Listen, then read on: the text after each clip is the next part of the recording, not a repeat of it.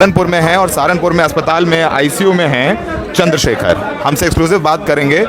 उनकी गोली छू के निकल गई, चोट काफ़ी गहरी है, ब्लड प्रेशर भी हाई है। चंद्रशेखर हमारे साथ हैं और आईसीयू में हैं। ये सहारनपुर ज़िला अस्पताल में मौजूद हैं। चंद्रशेखर, कल क्या हुआ बताइए हमारे दर्शकों को। उम्मीद नहीं थी कि अचानक से ऐसा हो जाए। मैं निकल के आ रहा था एक कार्यकर्ता के घर से, अचानक से गाड़ी आई और इतना कुछ समझ पाता उन्होंने गोली दाग। पहली गोली सर के पास से कान को छूते हुए निकल गई, सर में उसका निशान भी। दूसरी गोली यहाँ लगी, तीसरी गोली ने दूसरे वाला शीशा तोड़ दिया। फिर चौथी गोली गाड़ी, उन्होंने सामने गाड़ी रोक के वो गालियाँ बक रहे थे, छोड़ेंगे नहीं, नेता बनाएंगे, ये और वो, बहुत लड़ रहे हो मीर भोज की लड़ाई, बहुत लड़ रहे हो पहलवानों की लड़ाई। मेरी समझ में नहीं आ रहा था कौन है। सामने से उन्होंने गाड़ी रोकी, 2 फायर हवा में की और फिर 1 फायर हमारी गाड़ी पे झोंका। मैं नीचे बैठ के वो गद्दी में आके लगी गाड़ी। गोली नीचे ना बैठता तो दिल से आर पार निकलती। फिर मुझे लगा कि सामना करना अच्छा नहीं, मैंने गाड़ी को यू टर्न करवा ली और मैं पहले एक गाँव, सुरक्षित गाँव में आया। मैंने वहीं से एसएसपी को फ़ोन करके बताया कि ऐसा हो। वहाँ जाके देखा तो फिर पता लगा कि गोली आर पार निकल गई कमर वाले हिस्से। ये अचानक से इनको पता था कि आप वहाँ पहुँचने वाले हो या घात लगाकर बैठे थे? क्या हुआ? से वो प्लान बना के बैठे थे। हो सकता है उनके साथ और भी लोग हों, और ये किसने कहाँ तक साजिश है, क्यों इसमें शामिल है, कुछ पता नहीं। जब इसकी अच्छी तरह से जांच होगी, वो गिरफ्तार होंगे, तब जाके शायद पता लग पाएगा क्या है। लड़के आपने देखे अपनी नज़रों से? कौन थे? लड़का मैंने देखा जो लंबे से बाल थे, चेक कलर की शर्ट पहने हुआ था, वही गाली बक रहा था। उसने ही, क्योंकि गाली तो उसने जब शीशा बुलेट लगने शीशा टूट गया तो फिर उसने ही सामने से फायर किया। 3 लोग थे लगभग, एक गाड़ी चला रहा, 2 लोग फायर कर रहे थे। उनको ये भी था कि हम पे हो सकता है असला हो, तो उन्होंने अपनी डिग्गी खोली थी अपने सपोर्ट में, अगर हम असला चलाएं तो उन तक हमारी गोली ना लगे। तो आपके साथ तो कोई सुरक्षा रहती नहीं है। आपको क्या पुलिस वाले मिले हैं चंद्रशेखर? नहीं, मेरे पास। मैंने 2 साल पहले मेरे पास ऐसी इंटेलिजेंस से खबर थी हमारी, तो मैंने बताया था। मैंने मुख्यमंत्री, डीजीपी सबको लिखा, गृह मंत्री तक को। उसके बाद एक और बार लिखा। सब अधिकारी इस बात को जानते हैं कि मुझे इस तरह खतरा है, लेकिन कभी इस पर कोई बात नहीं हुई। मेरा खुद के लाइसेंस के लिए मैंने अप्लाई किया, वो इन्होंने कैंसिल कर दिया। आपके पास ना गन लाइसेंस है, ना कोई पुलिस वाले कोई सुरक्षा? दिल्ली पुलिस को भी शायद आपने लिखा है, अगर मैं बोल रहा हूँ? मैंने लिखा, मैं कोर्ट में भी गया इसको लेके। बेसिक उनको लगता है गरीब का बेटा है, कमज़ोर वर्ग से आता, मर जाएगा तो क्या फ़र्क पड़ेगा। सरकारों के लिए जाति भी एक फैक्टर है, किसको नुकसान होना चाहिए, किसको नहीं होना चाहिए। और मेरे जैसे लोग तो रोज़ मरते हैं, आप बताओ। तो उनमें से एक चंद्रशेखर भी है, अगर मर जाएगा तो क्या होगा। चंद्रशेखर, मैं आपको पिछले लगभग 6-7 साल से कवर कर रहा हूँ। मैंने आपको आंदोलन में कवर किया है, जेल से निकले तो कवर किया है, धरना देते कवर किया है, पुलिस से लाठी खाते कवर किया है, और अब ये अस्पताल के बेड पे कवर करना, ये थोड़ा सा दुख भी देता है। जिस तरीके से आप बेड पे आईसीयू में हैं और आप जाने जाते हैं लड़ाई के लिए और आपको ये गोली छू करके निकल गई। इस समय आपकी मनस्थिति क्या है, जहन में क्या है? जल्दी से स्वस्थ होकर खड़ा हो जाऊँ। 1 तारीख को रैली है भरतपुर में, उसमें जाना है, काम नहीं छोड़ सकता हूँ। देखो, मेरे साथ ना हमारे संतों, गुरुओं, महापुरुषों के साथ साथ उनके आशीर्वाद चाहता हूँ। करोड़ों माता बहनों की, बच्चों की दुआएं हैं, प्रार्थना है। उन्हीं का परिणाम है कि मैं आज जिंदा हूँ, सुरक्षित हूँ। वरना तो सच ही है, उन्होंने पूरा प्रयास किया था। इतने करीब से उन्होंने गोली दागी कि कोई चांस नहीं था। मतलब गाड़ी सामने से सटा दी? मुझे बराबर से सटा के, जैसे मैं और आप बैठे ऐसे, और फिर सामने से। आप सोचो ना, मैंने कभी सोचा भी नहीं कि मेरे ज़िले में मुझे ये दिन देखना पड़ेगा। अरे तो हाईवे की बात है, सहारनपुर देवबंद हाईवे, वहाँ पे हुआ ये हाईवे है। दिन दहाड़े लगभग 5 बजे, तो अच्छी खासी रोशनी होती है, गर्मी है। बिल्कुल रोशनी थी। और देखो, जैसा ना पिछली 2-3 घटनाएं हुई, चाहे अतीक अशरफ की हुई हो, चाहे संजीव जीवा की हुई, इससे अपराधी के हौसले बढ़े हैं। उनको लगता कुछ होता। मेरे साथ भी एक घटना हुई थी, जब हम ये खदौली उपचुनाव जीते, तो मैं जिस गांव में गया, वहाँ मेरी गांव गाड़ियों पे 5-6 गाड़ियों हमला किया। पुलिस ने उसको सत्ता के प्रभाव में बहुत इग्नोर टाइप किया। उसका परिणाम ये हो ना, उनके हौसले बढ़े कि भाई कुछ होता तो है नहीं, मार दो, क्या है।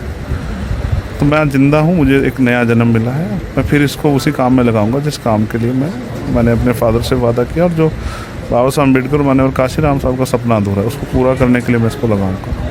लगभग अगर आपको याद हो कितनी गोलियां चलाई उन लोगों ने कुल? 4 से 5 गोलियां हमारी गाड़ी की तरफ और 2 गोलियां शायद हवा में। लगभग 6 गोलियां चलाई। 6-7 गोलियां चलाई। इतना जल्दी वो तो आप पिस्टल तो नहीं देख पाए होंगे कौन सी है, मतलब वो तो मुश्किल है। मैंने जो गोलियां हमारी गाड़ी में मिली मुझे जिंदा हो, मैंने दी पुलिस को कि भाई इसकी जांच कर लो क्या है। मुझे ऐसा लगता है कि 12 बोर 15 बोर कट्टा भी था जिससे जो सटा के मारा, जिससे कि मरी जाए हाथ। और वो तो सहारनपुर आपका गृह ज़िला है, यहाँ आप एक्टिव रहते हैं, सरेआम हाईवे पर ये हो गई। कानून व्यवस्था को लेकर सरकार अपनी काफ़ी पीठ थपथपाती है, और यहाँ पर ऐसा हो, और आप पब्लिक रिप्रेजेंटेटिव हैं, एक पॉलिटिकल पार्टी के प्रमुख हैं, सामाजिक संगठन चलाते हैं, चुनाव लड़े हुए हैं, ये कानून व्यवस्था को लेकर के क्या सोच कहेंगे आप? इसी पे एक बोल नहीं पा रहा था तो एक ट्वीट करके अपनी बात रखी कि उत्तर प्रदेश कानून व्यवस्था राम भरोसे है, किसके भरोसे आप देख लो। तो जब मेरे जैसे व्यक्ति के साथ होता तो सोचो, आम कमज़ोर वर्ग व्यक्ति के साथ तो रोज़ अन्याय होता है, उसको तो कोई पूछेगा भी नहीं। तो इससे अपराध बढ़ गया, हमारे लोग चिंतित हैं। मैं उनसे सबसे शांति की अपील कर रहा हूँ, और इस लड़ाई को हम संवैधानिक तरीके से लड़ेंगे। मैंने आपको लास्ट देखा, आप ब्रिजभूषण शरण सिंह के खिलाफ जो पहलवान धरना प्रदर्शन कर रहे थे, आप उनके आंदोलन में काफ़ी सक्रिय रहे। एसएससी वाले लड़के बेरोजगारी प्रदर्शन कर रहे थे, आप वहाँ भी गए। आप इन तमाम आंदोलन में बोलते रहते हैं, और ये सब आपको लगता नहीं आपको दुश्मन भी लगातार बढ़ते जाते हैं, बनते जाते हैं? सत्य परेशान हो सकता है, पराजित नहीं। मैं सत्य की बात बोलता हूँ, मैं लोगों की समस्याओं को उठाता हूँ। मैंने अभी किसानों की एक लड़ाई जीती, जहाँ 33 किसान 20 दिन से बंद किए थे जबरन, अंग्रेज़ों की तरह, कि उनको बेल मिलने के बाद फिर उनको थाने गेट पे से दोबारा जेल भेज दिया। वो जीते हम लोग। नोएडा अथॉरिटी हमने ताल लगाने की बात की। मैंने आज तक किसी का बुरा नहीं किया, और जो भी लड़ाई लड़ी वो किसानों के, कामगारों के, मजदूरों के, महिलाओं के हित में। इतना दुश्मन हो गया जो आपको जान से मारना चाहता है? ये पुलिस का काम, पुलिस जांच करके पता है कि कौन ऐसा और क्या वजह है। मेरी कौन सी दुश्मनी है? मेरा व्यक्तिगत किसी को झगड़ा नहीं है। मैं तो किसी जाति धर्म के खिलाफ नहीं, मैं अन्याय के खिलाफ लड़ता हूँ। कोई अन्याय करेगा तो वो सोचे बच जाएगा, तो ऐसा कैसे हो जाएगा? चंद्रशेखर, डर लगा जब गोली चली ताबड़तोड़? नहीं, एक बार को समझ नहीं आया क्या हुआ, लेकिन देखो डर की बात यह है कि मैं हॉस्पिटल ना जाकर उस गांव में गया, जबकि मुझे पता था मुझे गोली लगी हुई, क्योंकि मैं चाहता जो मेरे साथ लोग हैं उनको नुकसान ना हो जाए। मेरी ज़िंदगी, मैंने तो ज़िंदगी समाज के नाम समर्पित कर दी है, महापुरुषों को मिशन के नाम।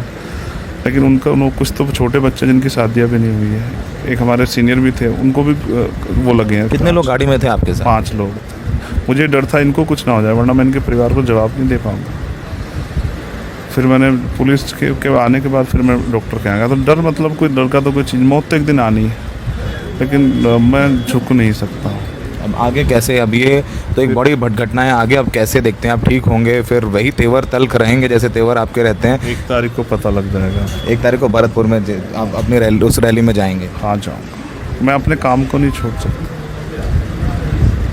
अच्छा लगता है कि आप सब साथियों का भी धन्यवाद करता हूँ जिन्होंने मेरे लिए मंगल कामनाएं की। तमाम हमारे साथी विपक्ष के, जो पूर्व मुख्यमंत्री या वर्तमान मुख्यमंत्री, जिन्होंने भी मेरे लिए मंगल कामनाएं की, मैं उनके लिए सबका धन्यवाद करता हूँ, उनके लिए मंगल कामनाएं करता हूँ। मुझे डर ये आज जो मेरे साथ हो कल किसी और के साथ भी हो सकता है। इस माहौल में सुधार कैसे होगा? जिनके पास सरकारी ताकत है पर पुलिस को डील करने की, उन्होंने छूट दे दी है, उसके परिणाम तो आम लोगों को भुगतने पड़ेंगे।